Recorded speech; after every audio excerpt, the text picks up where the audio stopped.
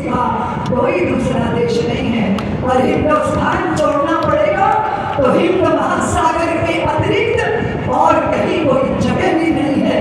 तो फिर करने में क्या है? अभी मैंने पूछे संतों से सुना कि खेती की जाती है, गेहूं के चावल के मक्का चार पैदा किया जाता है, लेकिन उसके साथ खरपतवार पैदा हो जाती है। और खरपतवार इतनी ना हो जाए कि अनाज की फसल ही बर्बाद हो जाए। दूसरों की बात को मैं नहीं कहूँगी यहाँ, महाराष्ट्र ने कह दिया जो अपने धर्म के प्रति निष्ठा रखता है वो तो अपने इरादों को पूरा करेगा। हम धर्मनिरपेक्षता के नाम पर अपना सर्वस्व लुटा कर बैठ गए हैं। सबको अपने धर्म का ज्ञान है, पर हिंदुओं के बच्चों को अपने धर्म का ज्ञान ही नहीं है। और मैं सनातनियों आपसे निवेदन करना चाहती हूँ कि हम भारतीयों के बच्चे तुलसी के पौधे हैं, और तुलसी के पौधे वासनाओं की शराबों से नहीं, संस्कारों के गंगा जल से सींचे जाते हैं। और उसके लिए माँ को माँ बनना पड़ता है।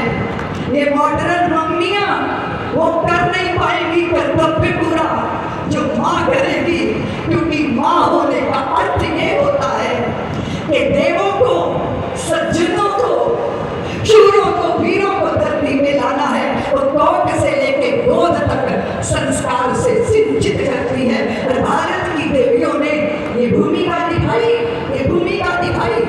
मैं पूज्य संतों के चरणों में प्रणाम करके अपनी धृष्टता क्षमा, मेरी धृष्टता है कि मैं तुलना करने जा रही हूँ।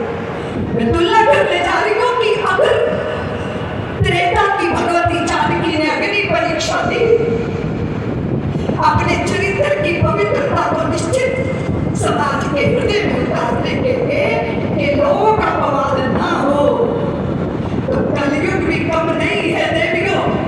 इस कलयुग में राजस्थान की देवियों ने, मेवाड़ की देवियों ने अपने स्वाभिमान और अपने सम्मान की रक्षा में जीवित अग्नि स्नान करना स्वीकार किया। अगर मरना था तो जहर पाके भी मरा जा सकता था, लेकिन अग्नि में स्नान क्यों किया? क्यों किया देवियों? क्योंकि उन्हें पता था कि जिन शत्रुओं ने हमको घेर रखा है वो पापी स्त्री की लाशों से भी बलात्कार करते हैं। इसलिए अपने स्वाभिमान सम्मान की रक्षा के लिए उन देवियों ने भस्मी बनना स्वीकार किया, पर अपने सम्मान पर चोट नहीं आने दी। मुझे लगता है अगर इतना बड़ा उदाहरण हमारे सामने है तो हमें दिग्भ्रमित होने की क्या आवश्यकता है? क्या हमारे मूल्यों को कोई एकता कपूर निश्चित करेगी जो रात दिन सीरियल बनाती है, विवाहेतर संबंधों के सीरियल? क्या भारत की स्त्रियां ऐसी हैं कि वो बार-बार अपने पति को धोखा दें, एक नहीं, दो नहीं, चार पुरुषों से संबंध रखें? नहीं है भारत की स्त्रियां ऐसी। लेकिन वही गंदगी जब रात दिन दिखाई जाएगी तो आदर्श शिथिल होने लग जाएंगे, पीढ़ियों का पतन हो जाएगा। अगर हमारी थाली के बीच कोई जहर परोसे तो क्या खालोगे बंधुओं? लेकिन हमारे को शब्द के द्वारा, दृश्यों के द्वारा रात दिन जहरी को खिलाया जा रहा है। सनातन का मजाक फिल्मों में कोई ब्राह्मण बना देंगे, उसकी ऊंची सी लंबी सी चोटी एंटीना की तरह खड़ी कर देंगे, उसको हास्य का पात्र बना देंगे। और यही हिंदू तालियां बजा बजा के वो फिल्में देखते हैं, अपना ही मजाक उड़ता हुआ देखते हैं, और जरा भी स्वाभिमान पे चोट नहीं लगती। ये कैसे हुआ? ये एक दिन में नहीं हुआ हिंदू। अगर किसी एक मेढक को जलते हुए गर्म पानी में डालोगे ना, वो जलाल मार के बाहर हो जाएगा। लेकिन अगर किसी एक मेढक को थोड़े गुनगुने पानी में डाल दो, उसमें बना रहेगा, फिर थोड़ा और गर्म डालो, फिर थोड़ा और गर्म डालो, अब उसको आदत पड़ जाएगी उस गर्मी की। और फिर वो पानी इतना गर्म कि उसी गर्म पानी में मरकर वो खत्म हो जाएगा। अगर पहले ही वो गर्म पानी में डाला जाता तो एक चट्टान मार के, छलांग मार के बाहर हो जाता। हमारे साथ यही हुआ, हमें जहर धीरे धीरे खिलाया गया और वो जहर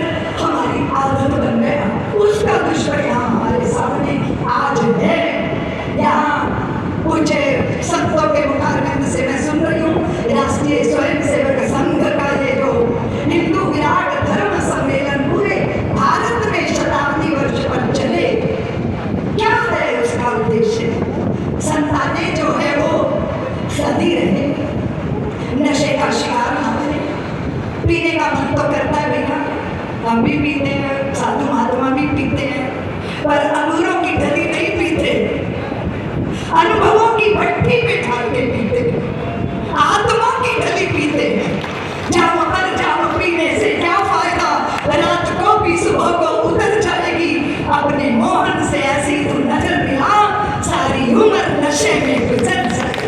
नशा करना है, कुछ महाराज जी ने कहा, भक्ति का नशा करो, राष्ट्रभक्ति का नशा करो। हम लोगों को चढ़ी थी, श्री राम जन्मभूमि का आंदोलन चल रहा था, लोग बाधाएं डालते थे, मेरे गुरु भाई को उठाकर ले गए पापी लोग, लूटने तक लोग रोई पापी।